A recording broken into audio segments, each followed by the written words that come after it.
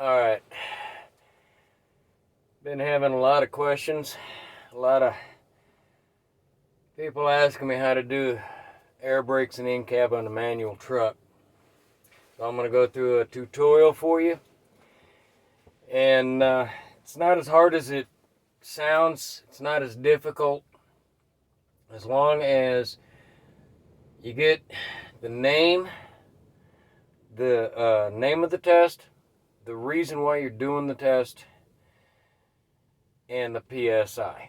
Okay, so we're going to go through and we're going to do a air brakes and in-cab inspection on a manual truck. So the first thing you want to do is make sure your truck is in neutral and your brakes are set before you even start your truck. Okay, now you're going to let the examiner know that when you first get in the truck that you're going to be doing a air brakes and in-cab inspection, and you always want to buckle up. So I'm going to go ahead and buckle up.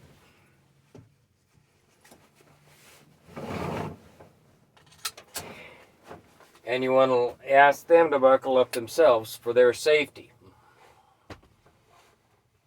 Okay, so just get into my truck. Okay, I'm going to be performing my in-cab and air brakes test. Please buckle up for your safety. Okay, now you want to talk about your air gauges. Okay, you got your primary gauge for your tractor, secondary gauge for your trailer, and in this truck they both read in increments of 40 from 0 to 180. It's going to vary from truck to truck. Okay, I just happen to be in a Volvo today. So now you're going to turn your key on to accessory, and there's 5 lights you want to read. You want to read your DPF light, you want to read your DEF light, you want to read your ABS light, your high beam, and your 4-way. Okay, and all those lights are going to come onto your dash and shut off. Okay, so we're going to go ahead and do that. Okay, so there they are. My DPF light, my DEF light, ABS light, high beam, and 4-ways. They just came on and shut off, indicating that they are working properly. Okay, so now the first test I'm going to perform is my air gauge and governor cutoff test.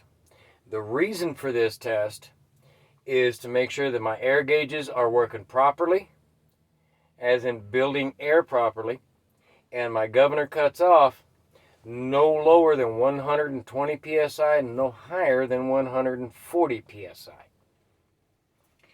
So my air is above 100 right now, so I'm going to deplete my air down to just below 100.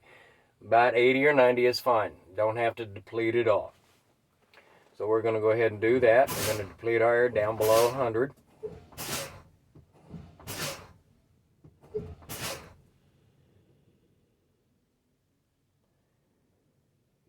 Okay, my air is at 90 psi right now, which is fine. Okay, and you want to let the DMV examiner know that at this point that you're going to be reading off just your primary gauge for the duration of your air brake test. Okay, so now you're going to make sure that your truck is in neutral and your brakes are set again for their safety. You're going to push your clutch in and you're going to start your truck up.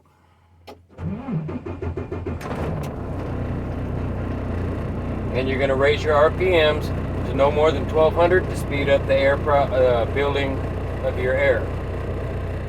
And you're going to let them know that you're going to be listening for your governor to cut off in the form of a sneeze.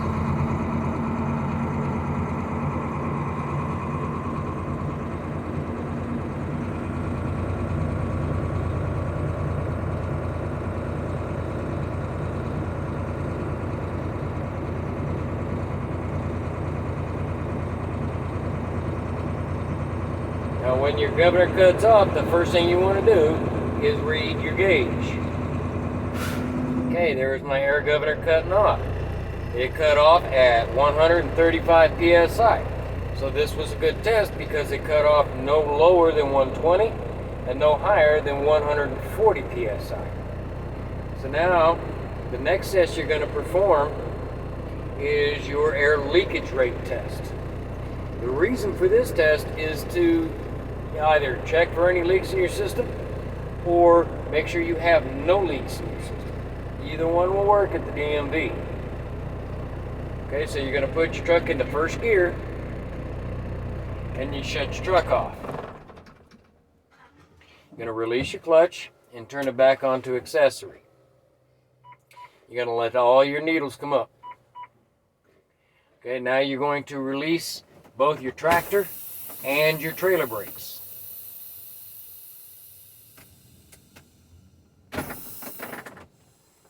And you want to let them stabilize.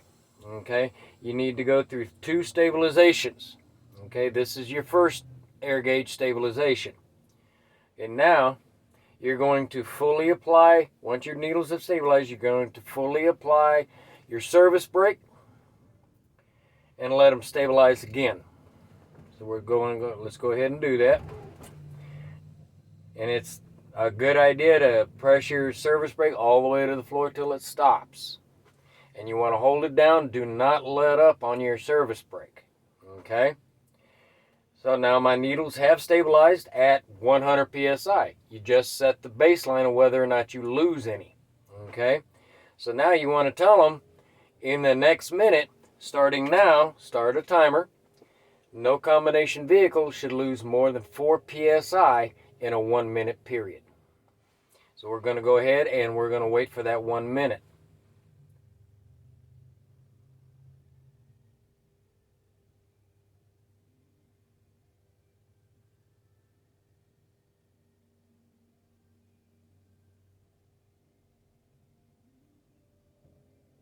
And they do like to hear you count off the seconds. So now we've got 30 seconds left.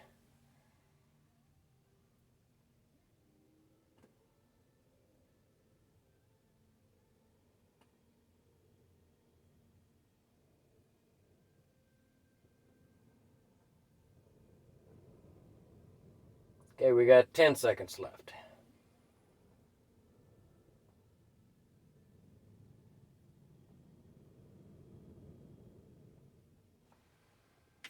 And that is 1 minute. First thing again, you want to read your gauge first off. My primary gauge still reads at 100 psi. So this was a good test because I didn't lose any air pressure. So now I'm going to remove my foot from the brake. So now my next test is going to be my air warning device test. The reason for this test is to make sure that my lights and buzzer activate no lower than 55 psi. So in order to do that, you're going to have to fan your brakes. So we're going to fan our brakes until our lights come on. Okay? In this truck, in this Volvo truck, the low air buzzer will not sound unless the engine is running. And you want to tell the DMV that before you start. So we're going to go ahead and fan our brakes until our lights activate.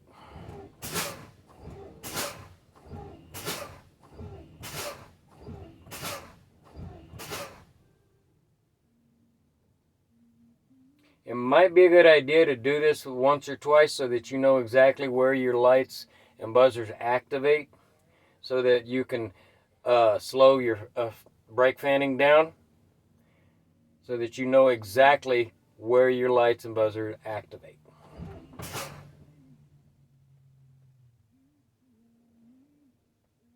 Okay, now 3 lights just came onto my dash. I have my 2 gauge lights and my stop light in the middle of the dash. They just came on letting me know that my air was getting low at 60 psi. So this was a good test because they activated no lower than 55 psi. Excuse me.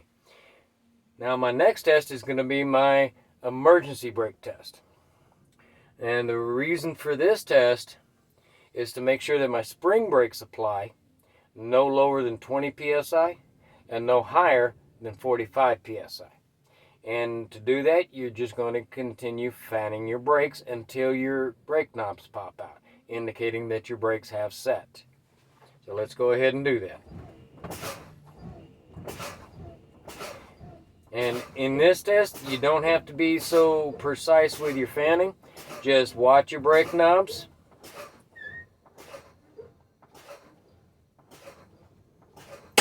Okay, my trailer brakes have set at 25 psi.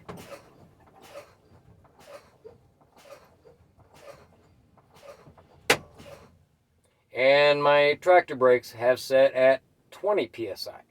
So this was a good test because they applied, my spring brakes applied no lower than 20 and no higher than 45 psi.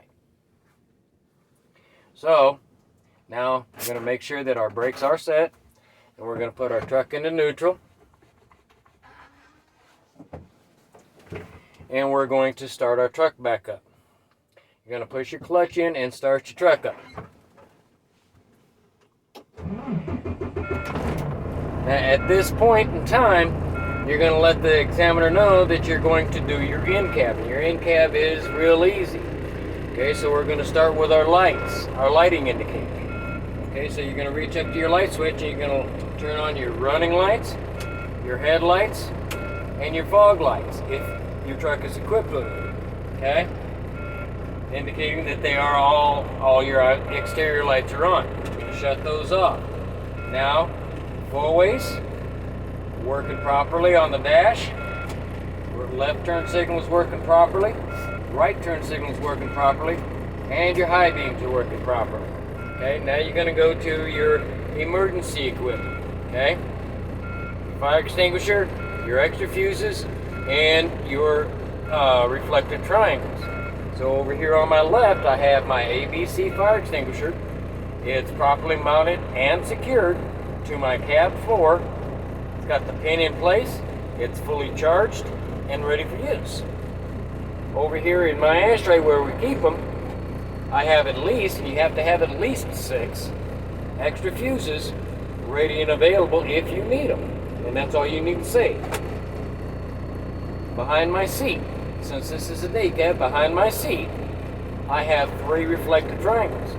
They're red and orange in color, they're not cracked or broken, and they're ready and available for use. Okay, so now I'm going to go to my windshield and my mirrors. Okay, I have my windshield. It's properly mounted and secured to my cab with a good rubber seal. It's not cracked or broken. It's clean and clear, and it's free from any illegal stickers. I have my 2 door mirrors and my 2 hood mirrors. My door mirrors are properly mounted and secured to my cab, and my hood mirrors are properly mounted and secured to my door. Group them together. They are not cracked or broken. They are clean and clear, free from any illegal stickers, and they are properly adjusted to me, the driver. Now we're going to go to our windshield wipers. Our windshield wipers are properly mounted and secured to the cab. They're not bent or damaged, and our wiper blades are not frayed, split, or hanging, and they make good contact with the windshield. My washer fluid is properly mounted or properly filled to the proper level and demonstrates.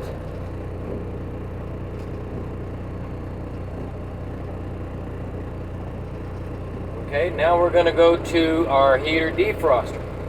Switch it over to heat.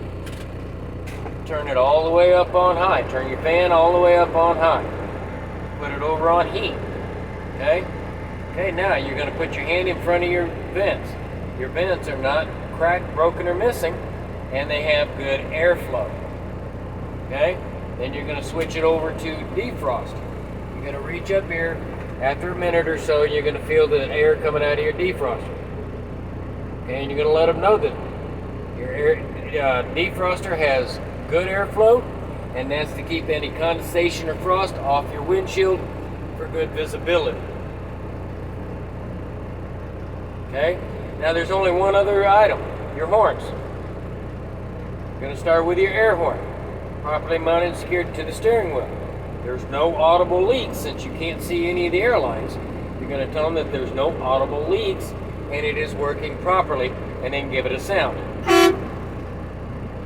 Now you're going to go to your city horns.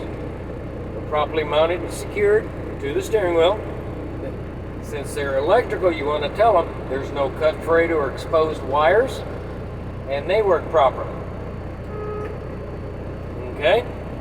So now we're going you're going to let them know that concludes your in-cab inspection. Now your next air brake test is going to be your tractor brake and your trailer brake test. And the reason you want to do this test is to make sure that both your tractor brakes and your trailer brakes hold separately. Okay? So what you're going to do is you're going to put your truck into first gear, and you don't want to touch your brake pedal at all during this test. Okay? There's no need, there's not going to be any need to touch that brake pedal. If at the DMV you're taking the test in a manual truck and you do this test and you apply that brake pedal, that service brake, they will fail you. Okay?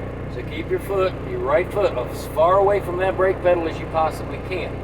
So what you're going to do is you're going to release one of your brakes. It doesn't matter which brake you release. Okay? It doesn't matter which order you do it in. You can do your tractor brake and then your trailer brake, or you can do your trailer brake and then your tractor brake. It does not matter as long as you do them both. I'm going to start with my tractor brake. I'm going to release my tractor brake, and I'm going to slowly release my clutch until I just feel a tug. So let's go ahead and do that.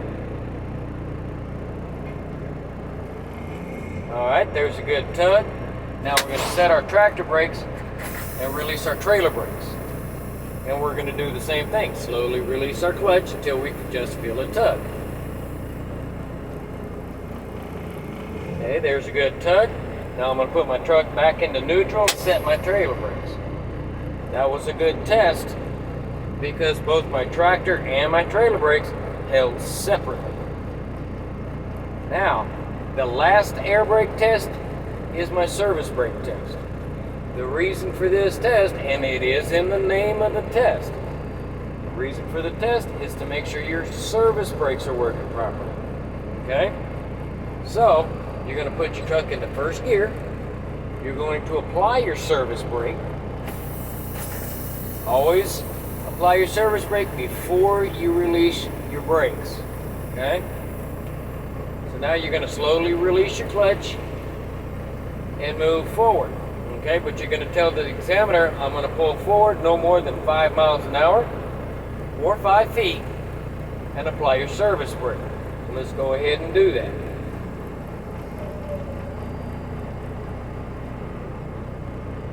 Alright, you had to stop, go back into neutral and set your brakes and release your clutch.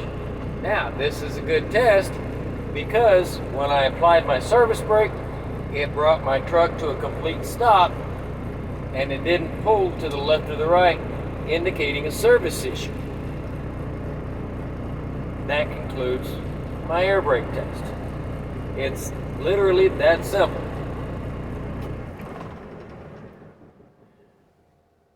So, if you like this video, if it's taught you anything, please like and subscribe. And leave a comment if there's anything that you need help with. Okay? Have a great day. God bless.